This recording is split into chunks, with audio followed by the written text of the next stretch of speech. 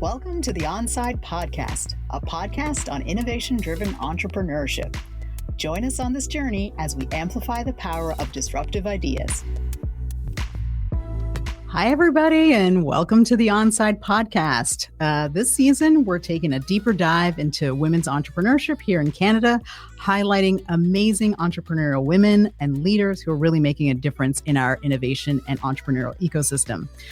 These fireside chats are being brought to you as part of our Start Now Incubator project, which supports diverse and intersectional women across Canada to learn and build skills around entrepreneurship and really the ability to scale and grow their companies. I'm your host, Alex McCann, and I'm really so excited about our guest today. Allison Gibson is the Chief Program Officer at Spring. She's a champion for impact with extensive experience in entrepreneurship. She leverages fundraising experience to create innovative programs at Spring as the Chief Program Officer, and she's passionate about sharing her VC knowledge to demystify the world of venture capital and create pathways to funding for diverse founders. Allison's favorite part of her job is mentoring startups and supporting investors to integrate a gender lens into their considerations, into their investment thesis, and their process to increase the amount of capital that is deployed to underrepresented founders.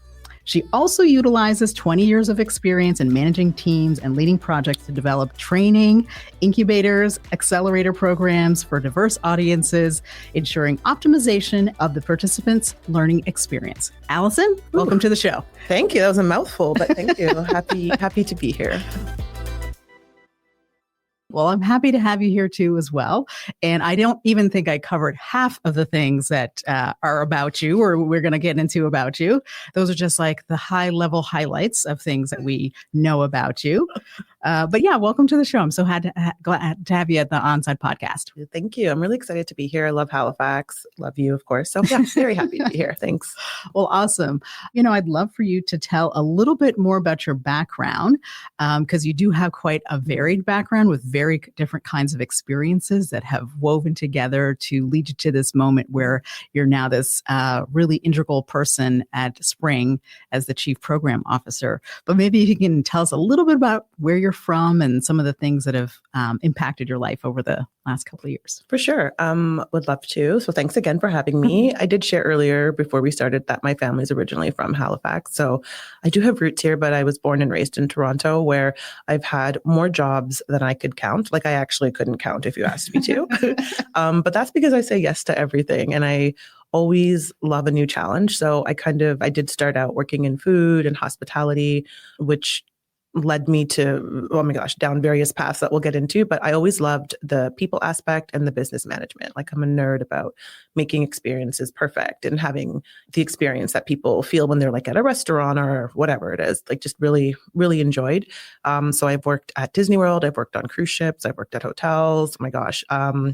That's another podcast. Yeah, I think I'm remembering an episode that I'm like, oh yes, I forgot about Disney. That's another episode. Yeah. I do not have an NDA, so I can tell you everything about Disney. But yeah, that's another episode.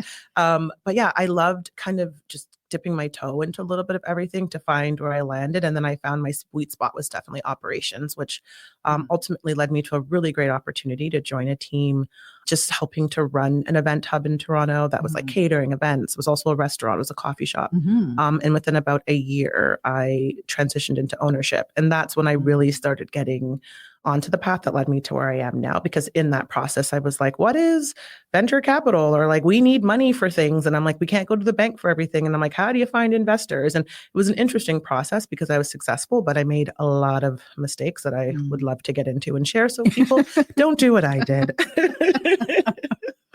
Yeah. Well, I think there's so many different lessons that people take from I could say cross-pollinating different areas of their lives. The food business, it's really interesting. I don't know if you've watched this show. It's called The Bear. Have you seen that? Of course. Okay. Yes. Love. I'm like obsessed with it. Quite accurate depiction of the kitchen. Is like, it? It actually, as someone who's worked in a lot of kitchens, yeah, I was like, they captured this really well. Yeah. It's all the small details, like drinking out of those like stupid big storage cups that you're not supposed to drink out of that usually you put food in. I'm like, they got it. And also just in that show, and I'm sure this was their experience as well, it's like getting the funding, getting the resources to run a restaurant or catering business or anything like that, because there's a lot of competition, there's a lot of price fluctuation, a lot of risk. Every day you're hoping that people show up. Exactly. Yeah. You have to give them something to come back to. But then we see it when we go in the grocery store. Pricing is astronomically high. So from a food cost perspective of running a food business, it's always that delicate dance of wanting to put out a really good quality product, but then looking at the numbers and being like, no one's going to pay $50 for this hamburger. So you have to be very creative with your ingredients while still trying to maintain integrity, which I found easy to do because I don't like nasty, gross, ugly things. So I'm like, I'm not going to serve anything I wouldn't eat. But yeah, definitely a bit of a challenge. Yeah. And how did you, once you said you moved into ownership position, so you became an investor in the business. And you said you were trying to figure out how to get more money into the company and the business. Can you tell us just a little bit about that? Like, what was that process like? Definitely didn't see myself transitioning into ownership, but essentially what happened was when I joined the business, I just joined as like a sales and event manager, like just doing my thing. And then gradually, I wouldn't even say slowly, very quickly started taking on a lot of responsibility and became very integral to running that business within a year of joining. And the business had also just opened. So there was a lot, there was too much going on. It was basically the bear. And then the owner approached me and just said, like, love working with you. This is going really well. How do you feel about ownership and kind of joining me on this crazy ride? And I was like, would love to. Don't know why. And then proceeded to spend like 9 years of the business consuming my life. But COVID popped up. And of course, none of us could predict that what was going to happen happened. But we were watching the numbers and trends, and we were kind of a bit of ahead of the ball, like before everything shut down. We knew it was coming. And so in crunching numbers and making strategic decisions, my business partner and I were like, okay, we've got to do something. And so we decided to pivot, and we had all this space, like 20,000 square feet, this big warehouse. We know food, we have tons of space, but like, what are we going to do? And at that time in Toronto, where the business is located, it was about a month out to get grocery delivery because people weren't wanting to go to grocery stores, and people who are like immunocompromised or elderly were just literally like, I can't get food. So we're like, let's start a grocery delivery business, but one that's rooted in supporting community, food access, affordable prices. Great. How do we do this? So honestly, in about 6 weeks, we needed to find investors, which we did. And then I had to learn, myself and my business partner had to learn the ins and outs of the grocery business. And yes, we know food, but grocery is very different. But we did it. We figured it out, and we were able to pivot and launch a same-day grocery delivery by partnering with a very well-known car share ride company. I won't say their name because, it wasn't the best experience working with them, but we did it. You were trying. We tried it, and it was really great. And we did that. I ended up leaving the business though at the end of 2020 to go to Spring. Not for any crazy reason other than I was tired. I was like, this was a lot. It was really hard showing up for my community on one hand when people were like, I'm hungry, or there was protests, there was so much happening, and I was just pulled in very many directions, and I didn't feel was able to show up for the business in the way that I had to. So I was like, I'm going to leave. And then Spring, it was like serendipity, like popped up, and they were like, we will take you. And then I ended up there. Interesting. Well, it's interesting you were talking about, one of the things I think about at Onsite is around innovation and transformation. And I during COVID, same like everybody else, we were like iterating, trying new things and pivoting. Try this and then this. It was like, let's try this partner. Okay, that's not working. Let's try another one. But in a rapid kind of prototyping sort of a way. So it sounds like that was something you were able to do with that business, and it gave you an opportunity as well to kind of learn more about investing and the role of that. You talked about community, and I know that community and social entrepreneurship is important to you. Before we jump into Spring, because I'm definitely going to do that, can you share a little bit with me about how you think about a community and social enterprise? Like, why is that important to you? It's so funny. I think prior to joining the business, I didn't know what a social enterprise was. And if I had known, might have rethought many, many choices. But essentially, we did operate a for-profit social enterprise, and we prioritized a community that's seen as being very kind of isolated, underserviced, underrepresented all the way. And the community was going through mass revitalization, gentrification. And we were the first business that popped up that wasn't linked to like a social service. So it ended up being a hub. Like you could come and have coffee, you could come hang out with your friends. And there was a lot of trial and error because at one point, there was pricing that a business needs to have to succeed. And then there's a community that's like, we can't afford that. So it was a lot of trial and error, hiring from the community, listening to the community, really just wayfinding, but using the community as our guide or almost as our compass to see what we're doing, what's right, what's wrong, what can we do better. And it took a lot of trial and error. We made a lot of mistakes, but eventually figured it out. But in running the social enterprise and prioritizing hiring people who typically are overlooked or have challenges obtaining employment for many reasons. It could be like incarceration, so they have a criminal record, lack of experience, financial literacy, and anything. And we were kind of like, come one, come all, we'll take you. And we worked with a lot of social service organizations to get people kind of ready for employment, but then essentially they would come work with us and we would just shove them right into the fire. I remember getting a batch of students who had gone to George Brown. I also went to George Brown, so love that school. We got a batch of students that had just come out of a training program at George Brown, and it was like their first day on the job. And I was like, how would you like to come to the island with me and do a wedding? It's going to be great. It was like that type of environment. And they were all lovely. They're like, let's do it. So it was very much a lot of helping people, I wouldn't even say get back on their feet, just find their way, find purpose through hospitality. And I'm so passionate about that because I'm a firm believer of if you are kind of like, I don't know what to do in life, or I'm not good at anything, go to hospitality. There's something for you, whether it's front of house, whether you're making coffee, you're making drinks, you're serving food, you're making the food, you're cleaning, it doesn't matter. I feel like anyone can kind of find their way. And so we used hospitality and its approachability in just many avenues to help people kind of figure it out. And some people stayed, some left, and some of those people still work in hospitality. Some are lawyers now, accountants, and it was really just transformative. And honestly, just giving people a chance and working with them, meeting them where they're at. So not like expecting anything crazy of them, just like show up as you are and we'll figure it out. And it was a lot, but it was great. Well, it's really interesting. You're talking about the approachability of hospitality, and it's something we see a lot now. I don't know if you've kind of generally noticed this kind of, through your programs or things like this, but I feel like people are really craving connection now. Yes. There's like a connection deficit, and people are just remembering how to like reconnect. It's like, remember outside? Yeah. It's like, oh, you can talk to, the server, the waiter or the waitress, and, you can have a conversation and it's not just a window, and exactly. There's like an experience that's there. And so I find the need for connection and people finding space and places to do that is actually, I think, are going to be a really great training ground for people. Whether as you said, either staying in hospitality or, moving on to another field kind of, altogether. Exactly. So that's really interesting. Now you got this kind of, it sounded like you had a bit of a bug for social enterprise, but of course there's like ups and downs with social enterprise. Many. A lot of passion. It's a different way of operating, new ways of thinking about how you create value. Exactly.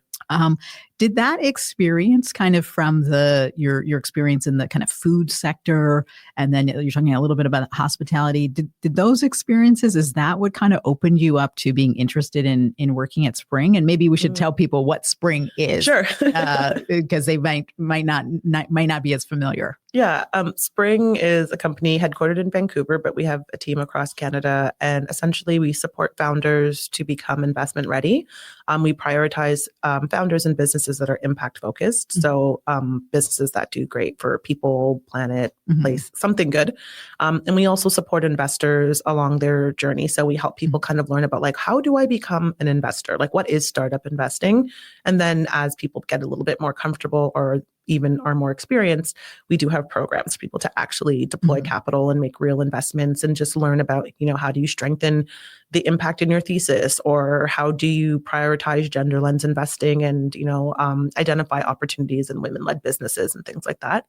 And it's funny because I was still at my old business and I got a call from someone at Spring, and it was one of those crazy days. If anyone works in food or hospitality, you know, like as the business owner, that means nothing. I wasn't like sitting on my throne drinking lattes. I was actually like behind the bar, like getting drinks ready to go for a catering order while like something had crashed on the computer and like someone was crying. I don't know. All these things were happening.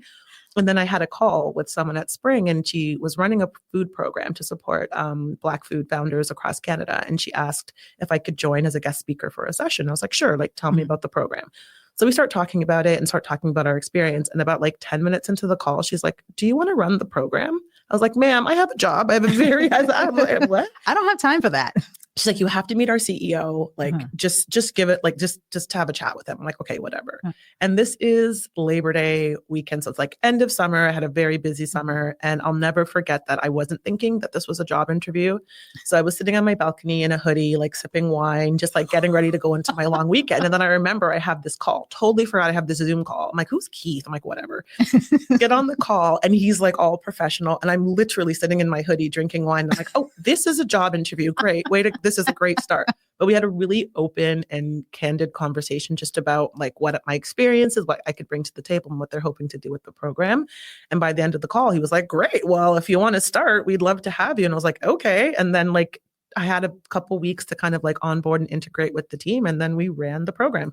And it was the first, it was a food incubator program. It was like the first national food incubator program in Canada, specifically for Black food entrepreneurs. And it was amazing. And that kind of really was where I got to flex my muscle and show that, yes, I have a lot of food experience, but it really brought up a lot of the things that I kind of forgot I had been doing in the past, like helping startups launch. We had an incubation program at my business. I didn't even mention that at any point in the journey, like in the interview. I was like, wait, I help people start food businesses. I help people get investment ready. I just wasn't connecting the dots, I guess, in a way, because I was just thinking very like food and hospitality, but wasn't thinking, oh, this is startup advisory. We're actually getting into investment readiness. And so it actually just ended up being a really good match with Spring.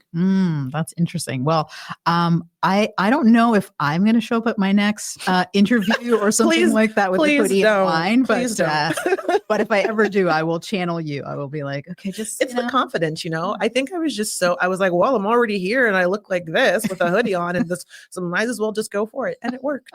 I love it. I love it.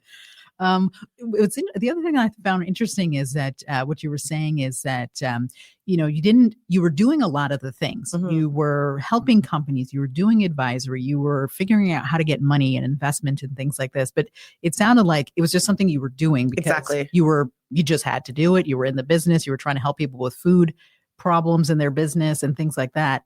And you didn't really connect the dots into this other world until you got there, and you're like, oh, wait a minute, there's a whole nother language. Yeah. Story of my life. Had no idea that people just kind of sat around and told people what to do in like an advisory capacity when it came to food. And I was like, wait, I don't have to be in the kitchen.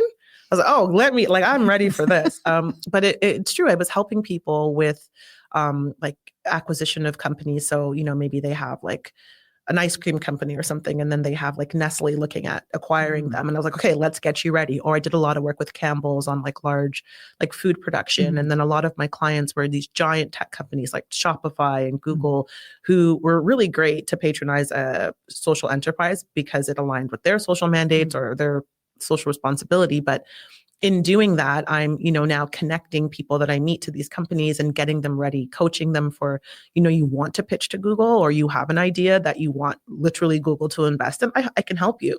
But I wasn't thinking of it like as a consultant or a business advisor, or even as like an incubator or accelerator program.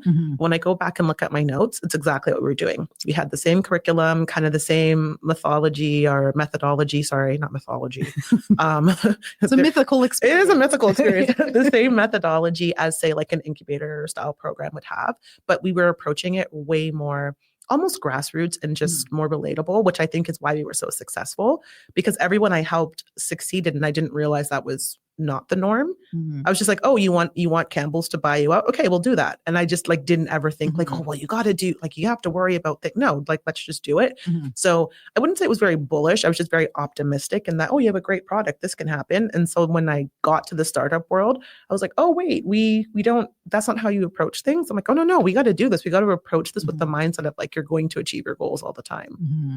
Mm-hmm. Oh, that's so interesting. I love that kind of transition into this new space, and then bringing along these experiences, and that's what I was saying about this cross-pollination of experiences. I always find these things really interesting. We on a previous podcast we had Amy Gordnier, who's the CEO for SkinFix, a skincare brand, and she was talking about her undergraduate or graduate studies in religious studies. So completely different, so different. But she said it was really helpful for her to be able to understand the way people think, exactly, their motivations, and it really helped with kind of customer centric, awareness. So I say the same thing about hospitality, right? If you can make it in a restaurant or like any food customer service setting, you can take on the world, because we've all been there. We've been a coffee shop or a restaurant and you see a customer flipping out or just not being the nicest, and the staff has to just maintain composure and figure it out and navigate all of these things. Meanwhile, they have 5 or 6, 7 other tables who also need things. And I always say, if you're able to navigate that and still come out, like walk out with a smile on your face and not hating people, then first of all, you're amazing, but there's something in that. And I will always hire people who I see have hospitality experience on their resume, even if it's not for a hospitality job. So it's that old saying, like, if you worked at McDonald's, you can work anywhere. I don't know that that's true, but the systems and processes and training that you get at like a McDonald's type company are like invaluable. So anyone who can even just make it or thrive in those situations, I will pluck them out of a crowd any day. It's interesting that my son, he had when he was 15, he had his very first job at a Tim Hortons drive-through. Oh, bless him. It was a learning experience. One, I had to learn to get up really early to drop him off because he couldn't drive. And then 2, just the customer interface with you better make sure that double is exactly the way they like it, or they're going to raise hell. So learned how to be very polite under very difficult circumstances and work really fast. And honestly, that's I'll take that any day, because you can always train and coach other qualities in people, but like the friendliness, the ability to like think quickly on your feet, to maintain composure, you can't. Either you have it or you don't, in my opinion. So people like your son, if he was able to, have a smile on his face at the end of day of a work day at Tim Hortons, it's like, oh, let me hire him. Oh my goodness. So tell me a little bit more about this amazing role that you have at Spring as the Chief Program Officer. And what is inspiring you now about this role and what you're bringing to it? I'm so curious about, because I know, and we're going to talk a little bit about, or maybe you'll talk about it now, some of the different areas that you're covering and the areas of focus. But tell me a little bit about what you're doing now and what inspires you in your work. Ooh, I love this question. It's a fun, Spring's awesome to work with, but I love the role because I get to touch kind of all parts of the business. But essentially my role and responsibilities involve managing our project delivery team who are delivering our program. So whether it's for founders or investors, and then being involved at every step of the way. So that's the curriculum development, connecting with the client, whoever that might be, to make sure we're creating something that really reflects what they want to see in terms of training and development. But I think what I really love is that I get to lean into what's important to me. So our team is very much like, what are your priorities, right? As an organization, we do prioritize underrepresented founders, but it's very important to me specifically to support Black women and to make sure that they have the tools and the resources and all the things that can help them be successful. And I'm able to bring that into the work that I do daily with no questions and no pushback. In fact, the team's very supportive of that. And so we ended up launching just this year some programs that are specifically for Black women, which I love because it's really fun. We get to obviously help, but then we get to do our thing and like crack jokes and chat in a way that just really resonates with where we all come from and where we're hoping to go. And I think that's unique in that we're not trying to fit people into a box or ask people to be something that they're not. I'm very much come as you are. So when we're on calls, if it's online, people show up, they may have their kids. Their glass of wine. Literally their glass of wine. Someone had a face mask on one day and their hair wrapped. And I was like, yeah, show up when you can, because as women, we're very busy. Some of us are mothers, caregivers. we work, all of the above, maybe for some. So I just love that I work somewhere that lets me kind of craft experiences and programs that let people come as they are, but I don't care what you look like. It's, are you here to learn or to advance your business? Yes, then we're on the same page. Also, it's really great that as a whole, we prioritize impact. So regardless of who the end beneficiary is, we also support other people, not just Black women, but it doesn't matter who we're focusing on or targeting with our programs. We all speak the same language of impact and have that as our motivation. So it actually makes the job enjoyable. And I say actually because I've had just jobs, right? You wake up, you show up, you do what you have to do because it's a means to an end. But I wake up with like really cool ideas, are inspired to create like this innovative new thing, or what if we try this? Or, and I love that I have a collaborative team and that collaboration is encouraged. It means I have way too many meetings in a day. You never want to see my calendar, but almost every meeting is, okay, what if we try this? Or how about this? Or this worked really well. So how can we improve? Which I love that it's always like driving that culture of excellence and not just settling for like, this was great, let's just do it again. Much to the chagrin, I would say, of the team. I'm always like, that was amazing. Let's blow it up and do it all over again, but let's try new things. And I think that's how you innovate and end up with really cool outcomes. Yeah.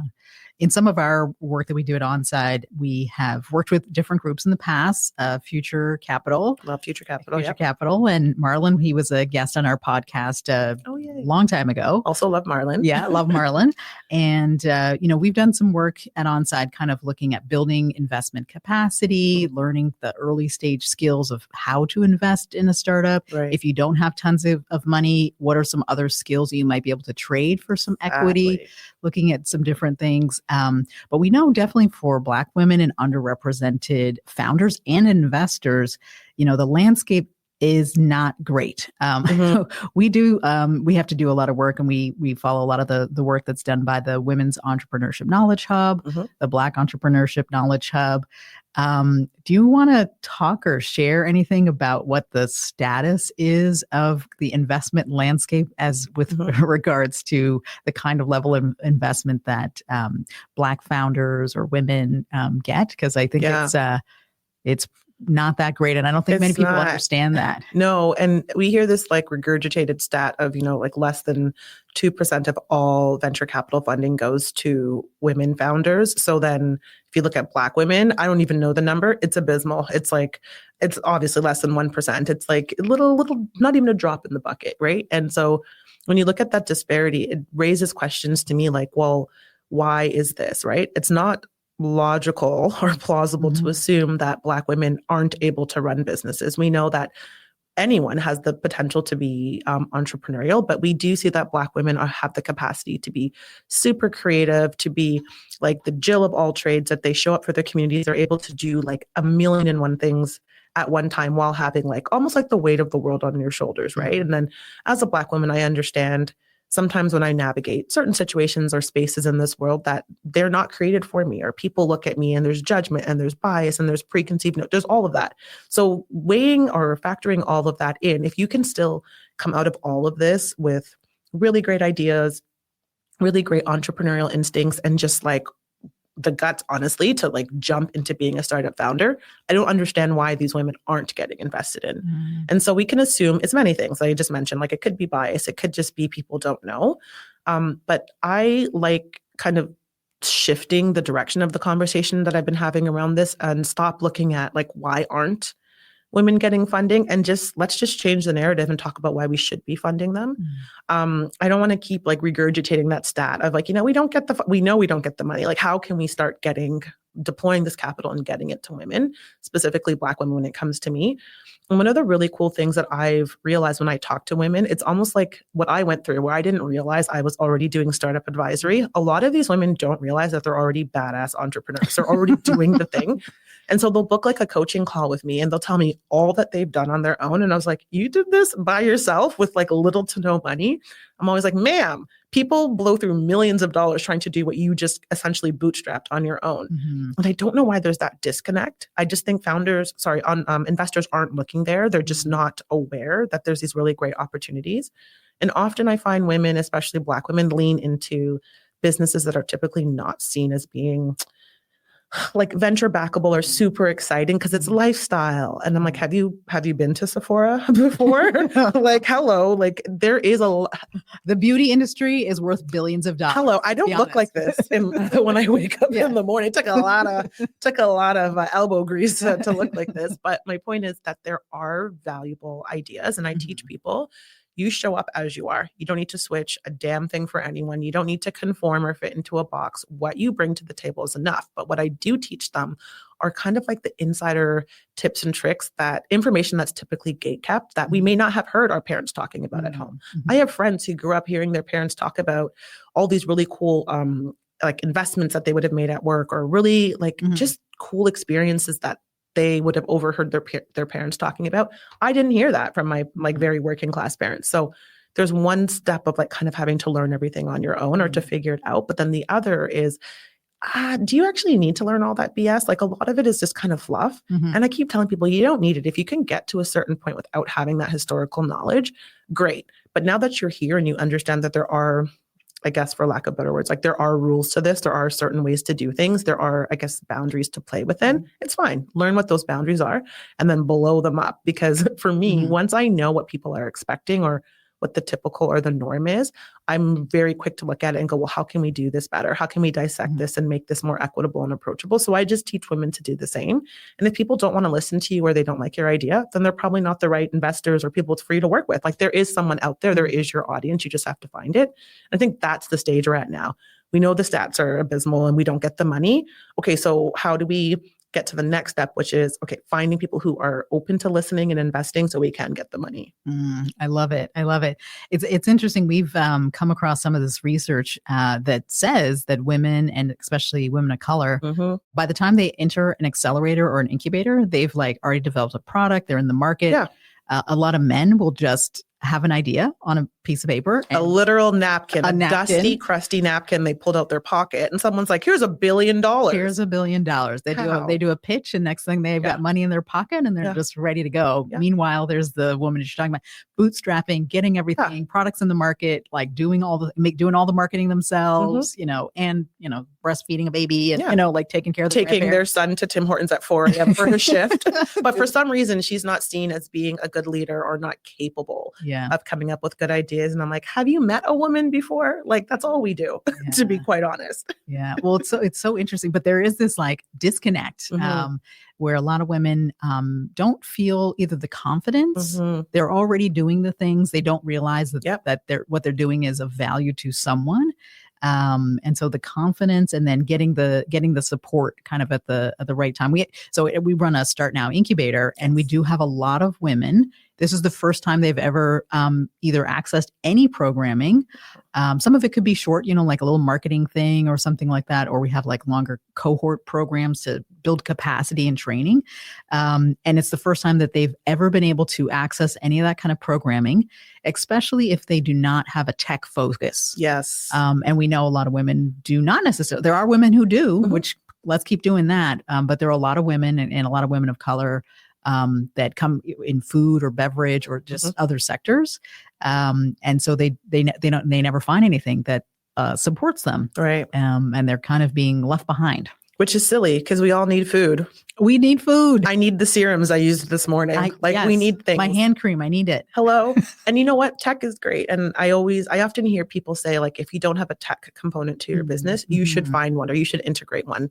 And I'm like, okay, I see where you're coming from, because technology can be useful and be our friend, but don't just slap AI onto what you're doing for no reason. Like sometimes people will pitch businesses to me like, I have an AI focused startup. I'm like, you make hot dogs. Like there's not, like, we don't need AI for everything. Or maybe we do, but definitely not to do some of the things that we're using AI for. And so I think that women having the confidence or courage to look at what they're doing and seeing it as valuable, as useful, as something they should be self-promoting and advocating for is where the work needs to be done. Just naturally, I find most women aren't quick to like brag or like speak up about their accomplishments. Whereas to your point, a man will have an idea on a napkin and be like, I did this. And like, but you have to look at that and say, well, having the confidence to be so prideful and boastful and sure of this napkin in the eyes of, say, like an investor or an audience is something to admire. And you're able to convince people that, okay, well, if you've only had this like one little thing done and you're so confident, like there's got to be something here. Whereas women will literally have created and be running a business and be like, oh, I just do this little thing sometimes. And meanwhile, it's just like full-fledged business. And I'm like, no. So maybe it's just us getting better at like articulating what we're doing, speaking up, promoting, being boastful, and not limiting ourselves. I often hear women saying, oh, well, I aspire to be this, whatever, a thing that they're already doing. And I'm like, no, you are already doing it. You may not be where you want to, where you hope to end up on that journey, but don't limit yourself and say, well, one day I'll get there. No, you're already there. It's just about articulating it properly. Interesting. We work with a great company that's one of our partners. They're called Jelly Social. They really focus on BIPOC entrepreneurs, and they use a jelly bot. I love this thing. It's like a tool they go through, our participants go through, and they learn how to tell their brand story and their narrative. And they do use some AI. This is what AI is for. Yeah, we need AI helping us, not painting pictures. Yeah, but sure. But to go through and be able to come and be able to like feel confident about a story and tell it and sell what they're about. Yeah. Oh, look them up. That sounds so cool. Yeah. So there's some AI that's okay. That's okay. Yeah. I'm not hating on it. I just don't need to see another like AI, I don't know, artwork or photo or I don't know. I wanted to do the work I don't want to do. I don't want AI making music and painting pictures. I want to do that. Yeah, that's true. I was at a cocktail or networking thing, and everyone was talking about AI, and I was like, you know what? I'm just going to add AI to my name. It's just going to be Alex AI. Love it. And I'm just going to then people will be like, oh, what's that? Alex AI. Well, we talked a little bit about what you do at Spring and kind of impact investing. What do you think the role is for impact investing in shaping the kinds of businesses that get funded and the solutions that we can get? Ooh, great question. I think like impact investing at its core prioritizes impact. It prioritizes really good things. We try to stay away from companies that cause harm. And so if we're using that as the lens or just like the vehicle to fuel change, the opportunity here is that you have so many chances to take that risk or essentially take that chance on a company that could be the next big thing to change something in the world that can create systemic change. And I talk to investors all the time and I ask them, especially when I was first starting out I would say when I really started to get into like the world of venture capital about 4 years ago, I would ask investors, you make all these investments. How many of your investments do you see a return on in a year or what percentage? And often I was hearing, if I'm lucky, 10%. And I go, okay, great. So you're spending all of this money and you know that you're not going to receive a return on most of it. Why wouldn't you then invest with purpose? Meaning if you see there's a startup or you see there's a business, a woman, any person that is trying to get a startup off the ground that does something good, that solves a really challenging like solution or just could end up being the next big thing, but from a really humanitarian or like impact focused standpoint, why wouldn't you invest in that? Right? It doesn't always have to be investing in like the big sexy tech idea, which is fine. There's space for that. But what about the ideas that have the possibility to change something? I don't want to be like, change the world, but like maybe make life a little easier for people. And so that's the thesis that I kind of approach any investment with is like, yes, is this a great idea? Am I going to be able to make money back? Obviously, that's pretty much the basis of it.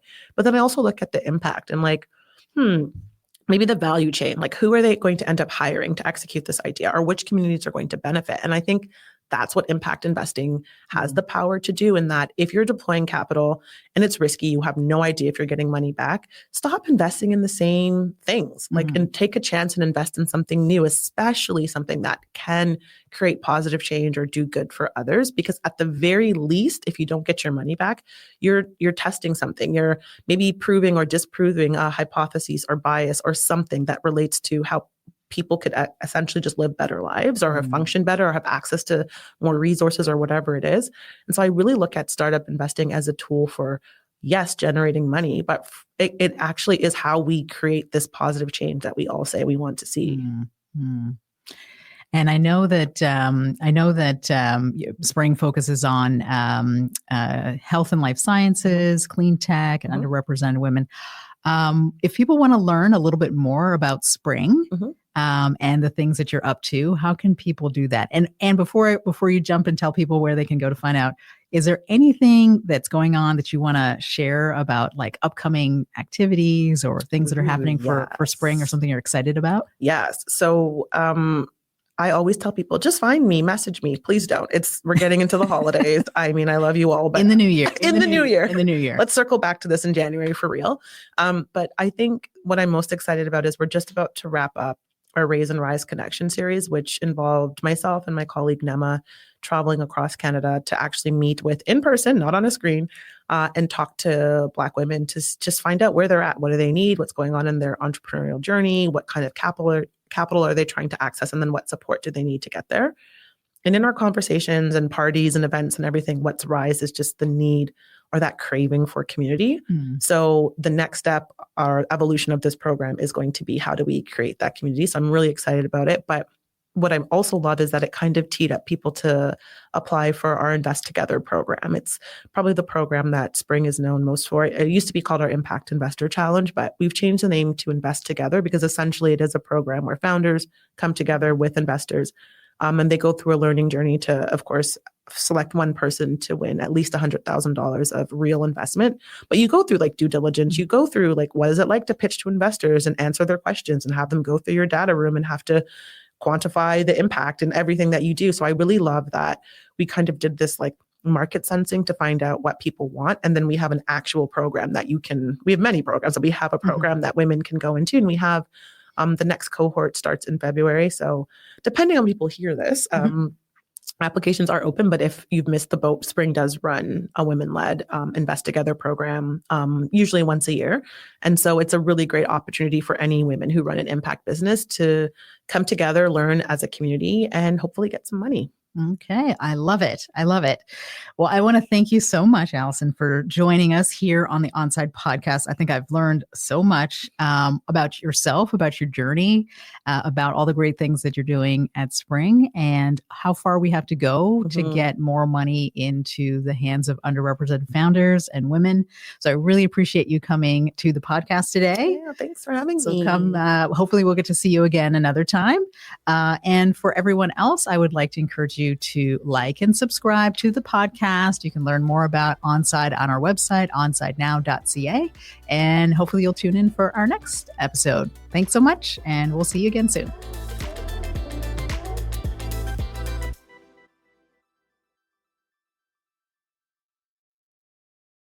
You've been listening to a Podstarter production.